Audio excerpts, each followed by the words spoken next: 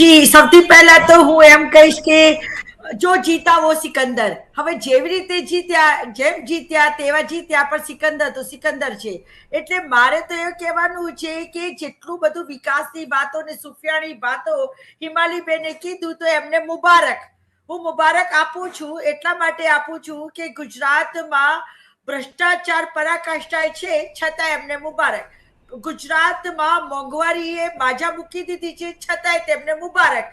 ગુજરાતમાં 22 વખત પેપરો લીક થઈ જાય, યુવાનોના ભવિષ્ય બરબાદ થઈ જાય, છતાંય તેમને મુબારક. ગુજરાતમાં ગેસના બાટલો જે કોંગ્રેસના સમયમાં 450 સુધી હતો, હવે 900-1100 સુધી થઈ ગયું. અને ઈરાન અને ઇઝરાયલના યુદ્ધમાં વધારાના 60-65 રૂપિયા ઉઘરાઈ લીધા, તો એમને મુબારક.